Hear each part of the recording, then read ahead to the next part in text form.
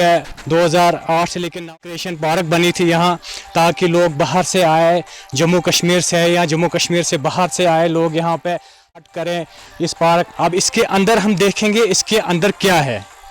इसके अंदर हम आ चुके हैं, ये है इनका ऑफिस जो फॉरेस्ट डिपार्टमेंट के अंदर ये पार्क पड़ती है। यहाँ पे ज़िला रामन सब डिवीज़न गूल के अंदर ये पार्क मौजूद है, घोड़ा गली के अंदर, गूल के मार्केट के नज़दीक है, 1-2 किलोमीटर की दूरी पे है ये। जब इस पार्क में 2010 में आया था यहाँ पे, शायद 8 से लेकर 9 तक इसका काम चल रहा था। 2010 में आया था मैं यहाँ, इधर हज़ारों किस्म के फूल लगे थे, हज़ारों किस्म के पेड़ पौधे लगे थे, पानी का इंतज़ाम था, लाइट का इंतज़ाम था। जो ये नीचे आप रास्ता दिखाएं, कैमरामैन से कहूँगा, जो ये नीचे रास्ता ये बिल्कुल पक्का था। इसके साथ में चारों तरफ फूल लगे थे, इतने फूल लगे थे, इतनी खूबसूरती इसमें थे, इंसान दंग रहता था। ये हम पूरे जम्मू कश्मीर के लोगों की प्रॉपर्टी है, सब डिवीज़न गूल के लोगों की प्रॉपर्टी है, गूल के अवाम के लोगों की प्रॉपर्टी है। जो यहाँ पे बाहर से मुलाजिम आते हैं, जो यहाँ पे ड्यूटी करते हैं डिपार्टमेंटों में, जब वो अपनी ड्यूटी उनको ऑफ होती है, वो बोर हो जाते हैं, उसके बाद उनके लिए ये पार्क बनाई गई थी, यहाँ के लोगों के लिए पार्क बनाई गई थी यहाँ पे, ताकि वो लोग यहाँ पे आए, इसमें घूमें, थोड़ा सैर करें, थोड़ी ठंडी ठंडी हवाएं लें। हज़ारों किस्म के फूल इसमें लगे थे, पौधे लगे थे, इसमें झूले लगे थे। आज हम आपको पूरा दिखाने की कोशिश करेंगे। यहाँ आप देख सकते हैं, ये 2010 में ये झूले लगे थे। आप इनकी कंडीशन देख सकते हैं, कैमरामैन से कहूँगा इनकी कंडीशन दिखाए। जगह जगह ये झूले हैं, इनके हालात आप देख सकते हैं, इनके हालात क्या हुए हैं। 2010 में जब मैं यहाँ आया था बहुत फ्रेश थे ये, और नए लगाए गए थे। इसमें हज़ारों किस्म के फूल थे, हज़ारों किस्म के पेड़ पौधे लगे थे यहाँ, इतनी खूबसूरती थी। आज मैं कैमरामैन से कहूँगा दिखाने की कोशिश करें इसके अंदर, इसके क्या हालात है इस पार्क के अंदर। ये फॉरेस्ट डिपार्टमेंट के अंडर है ये पार्क, इसके हालात देखें आप। इन गाय यहाँ पे ये घास दिखाए कितनी कितनी बड़ी है इस पार्क के अंदर, चारों तरफ दिखाए। इस कैमरामैन से कोशिश करूँगा इस साइड मुड़ना, यहाँ पे दिखाने की कोशिश करें। यहाँ के हालात देखिए क्या है, थोड़ा नज़दीक लाए कैमरा, इनको दिखाए इस पार्क के हालात क्या। गवर्नमेंट थी 2008 में, उससे पहले भी गवर्नमेंट यहाँ आई, उसके बाद भी आई यहाँ गवर्नमेंट है। 2008 में एनसी की गवर्नमेंट आई, 14 तक एनसी की गवर्नमेंट रही, उसके बाद पीडीपी की आई, उसके बाद बीजेपी की आई। लेकिन यहाँ का एमएलए जो था वो कांग्रेस का था, कांग्रेस का एमएलए था।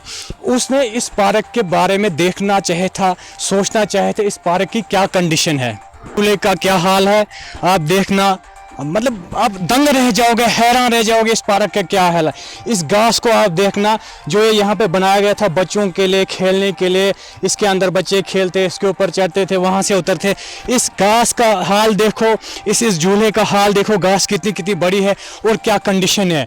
मेरी गवर्नमेंट से यही अपील है, यहाँ पे इस पार्क को नज़रअंदाज ना किया जाए, चाहे वो हमारे डीडीसी है, चाहे वो हमारे बीडीसी हैं, चाहे वो हमारे सजाद शाहीन एमएलए साहब है गूल बहनियाल के, उनसे और गुजारिश की जाती है इस पार्क पे ध्यान दें। घोड़ा गली में ये पार्क बनी है, एनवायरनमेंट पार्क है यहाँ पे, इसमें इसको नज़रअंदाज किया है।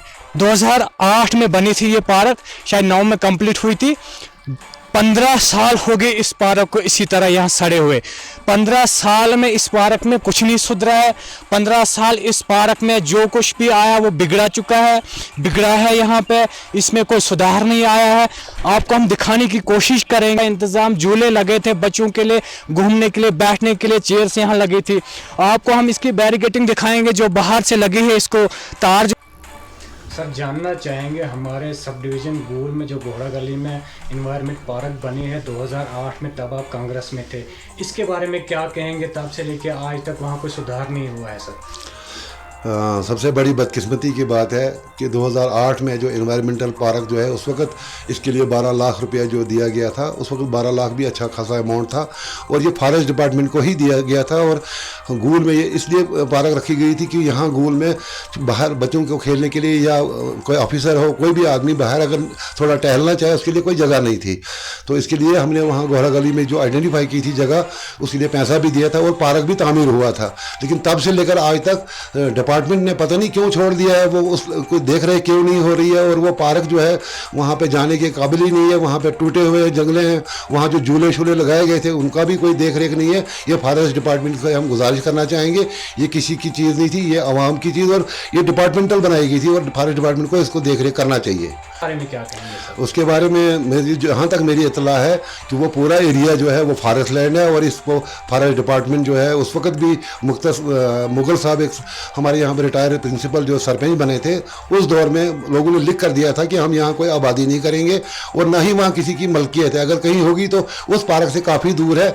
अगर वहाँ पे लोग कब्जा कर रहे हैं तो ये फॉरेस्ट डिपार्टमेंट की कमज़ोरी है, क्योंकि अगर वो जंगल में जगह जगह लोगों को मकान गिरा रहे हैं, बने हुए मकान जो 70-70 साल के हैं, वहाँ तो किसी का मकान ही नहीं है उस एरिया में, तो वो क्यों उसको देख रेख नहीं कर रहे हैं? ये फॉरेस्ट डिपार्टमेंट की कमज़ोरी। चेयरपर्सन की बात करें, वो हमारी ही लड़की, हमारे इलाके की हमारी बहन है, तो कहीं ना कहीं उसका मतलब बड़ा फुकदान इन चीज़ों का रहा कि वो ज़ाती तौर मतलब जिनको मतलब जो नई जनरेशन होती है उसके नए ख्यालात होते हैं, नई चीज़ें करने की बात होती है, उन्होंने हर वो काम किया जहाँ पर उनको अपना फ़ायदा दिखाई देता था, चाहे वो रूरल डेवलपमेंट के काम हो, चाहे बाकी काम हो। अदरवाइज़ डीडीसी चेयरपर्सन के पास कैबिनेट मिनिस्टर का रैंक था, और जो 2 MLA रामबन और बानहाल के हैं उनसे ऊपर उसका दर्जा है। जब डीडीसी डिस्ट्रिक्ट डेवलपमेंट बोर्ड की मीटिंग होती है तो शमशाद मैडम की चेयरमैनशिप में मीटिंग होती है।